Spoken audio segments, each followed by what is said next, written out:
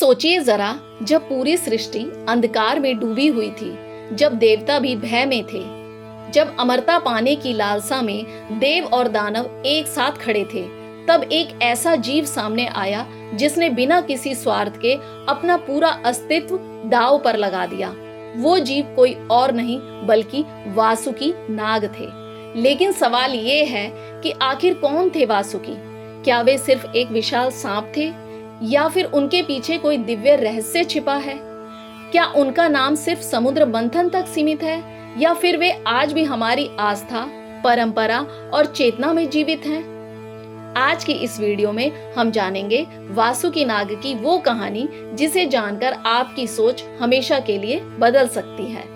सनातन धर्म में नागों को सिर्फ सर्प नहीं माना गया, बल्कि उन्हें ब्रह्मांडीय शक्ति, ऊर्जा और चेतना का प्रतीक माना गया है। वासुकी नाग इन्हीं नागों के राजा थे।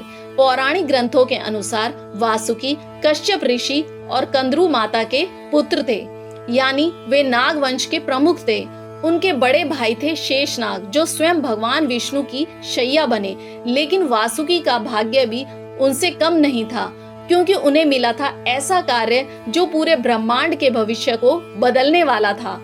जब देवता और दानव अमृत प्राप्त करना चाहते थे, तब समुद्र मंथन का विचार आया। लेकिन समुद्र मंथन करना इतना आसान नहीं था। इसके लिए चाहिए था एक विशाल पर्वत और एक मजबूत रस्सी। पर्वत बना मंदराचल और रस्सी बने वासुकी नाग। सोचिए, एक जीव जो स्वयं को रस्सी बनने के लिए तैयार कर दे ताकि पूरी सृष्टि को अमरता मिल सके। क्या यह साधारण बलिदान था? नहीं, यह था सर्वोच्च त्याग। वासुकी को पर्वत के चारों ओर लपेट दिया गया।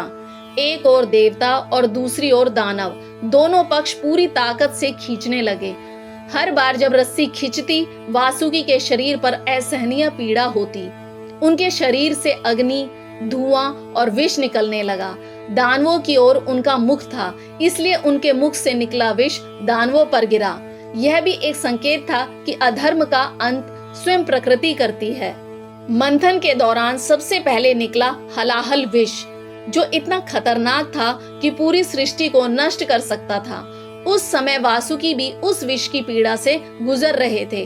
तब भगवान शिव ने उस विष को अपने कंठ में धारण किया और बने नीलकंठ। सोचिए, अगर वासुकी यह भूमिका स्वीकार न करते तो क्या यह संभव होता? शायद नहीं। वासुकी केवल समुद्र मंथन तक सीमित नहीं है। स्कंद पुराण, विष्णु पुराण और महाभारत में भी उनका उल्लेख मिलता है। कहा जाता है कि वासुकी ने कई बार देवताओं की सहायता की और अधर्म के विरुद्ध खड़े हुए। वे सिर्फ शक्ति का प्रतीक नहीं थे, बल्कि संयम, धैर्य और त्याग के प्रतीक थे। एक कथा के अनुसार वासुकी भगवान शिव के अत्यंत प्रिय थे। वे हमेशा शिव के गले में विराजमान रहते थे। यह दर्शाता है कि वासुकी केवल एक नाग नहीं, बल्कि दिव्य ऊर्जा के वाहक थे। शिव के गले में नाग का होना जीवन और मृत्यु, विष और अमृत, विनाश और सृजन के संतुलन का प्रतीक है। कई लोग मानते हैं कि वासुकी कुंडलिनी शक्ति का प्रतीक भी है। योग शास्त्र में कहा जाता है कि मानव शरीर में एक सोई हुई शक्ति होती है, जो नाग की तरह कुंडली मारकर बैठी रहती है। जब यह शक्ति जागृत होती है तो व्यक्ति आध्यात्मिक रूप से जाग उठता है। वासुकी उसी शक्ति का ब्रह्मांडीय रूप माने जाते हैं। आज भी भारत के कई हिस्सों में नाग पंचमी के दिन वासुकी की पूजा की जाती है। विशेष रूप से उत्तराखंड के बद्रीनाथ के पास स्थित वासुकी ताल को अत्यंत पवित्र माना जाता है। कहा जाता है कि यहाँ स्वयं वासुकी तपस्या करते थे। यह स्थान आज भी साधकों और श्रद्धालुओं के लिए ऊर्जा का केंद्र माना जाता है। एक और रहस्य यह भी है कि वासुकी को पृथ्वी के संतुलन से जोड़ा जाता है। पौराणिक मान्यताओं के अनुसार नागलोक और पृथ्वी के बीच ऊर्जा का सेतु होते हैं। अगर यह संतुलन बिगड़ जाए तो प्राकृतिक आपदाएं बढ़ सकती हैं। क्या इसलिए प्राचीन ऋषियों ने नागों की पूजा को इतना महत्व दिया? शायद हाँ। वासुकी की सबसे बड़ी विशेषता थी उनका निस्वार्थ भाव। उन्होंने कभी अमृत की मांग नहीं की। उन्होंने कभी देवताओं से कोई वरदान नहीं मांगा। उन्होंने बस अपना कर्तव्य निभाया। आज के समय में जहां हर कोई अपने फायदे के बारे में सोचता है, वासुकी हमें सिखाते हैं कि असली महानता त्याग में होती है। सोचिए, अगर वासुकी मना कर देते तो क्या अमृत निकलता? क्या देवता अमर होते?